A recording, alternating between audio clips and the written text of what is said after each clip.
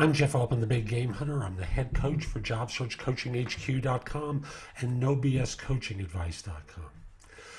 For you as an organization, hiring at the leadership level requires more than simply doing skills evaluation.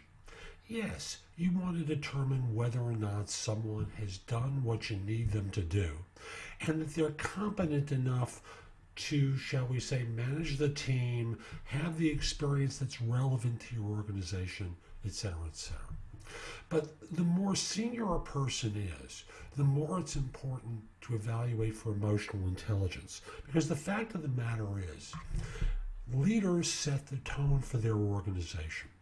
And you want to have people who are not just simply skills capable. You can hire managers who can do that, but the leaders have to have a quality that makes people want to respond to them.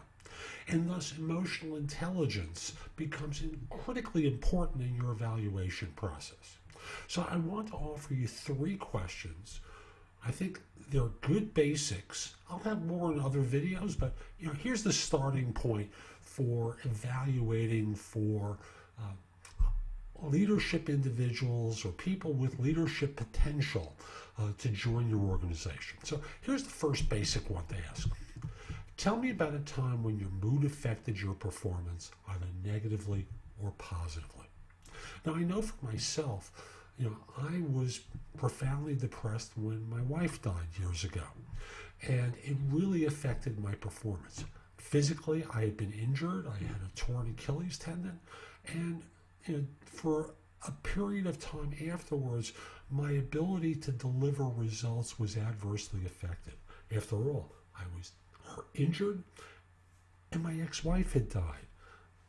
It's natural that happens. And the result wound up being that although I was not at a leadership level at that time, clearly results were damaged by my depression. And frankly, the person I worked for didn't really get that.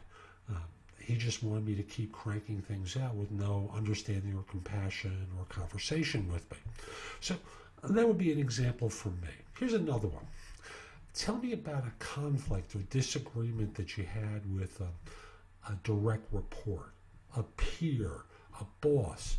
How did it start and how did you get it resolved?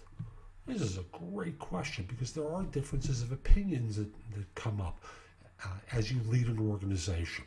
And whether the story is told about a time when the person was more junior than they are now, which I think if I were coaching a job hunter to answer, that's where I would encourage them to start. But I would want you to encourage them. Have you had anything more recent than that, than when you were a junior engineer or a junior accountant, where you had difficulty with a colleague in your firm, and then kind of work their way up?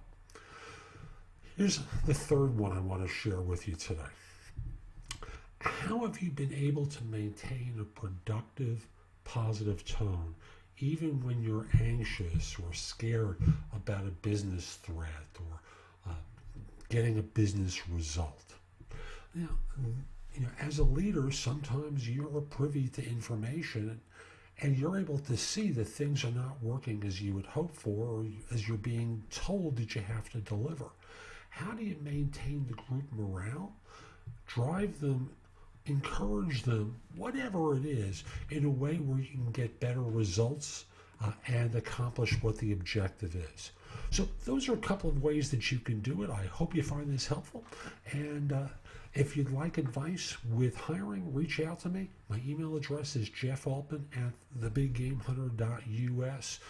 Let me coach your management team. Let me help them with staffing. Have a great day. Take care.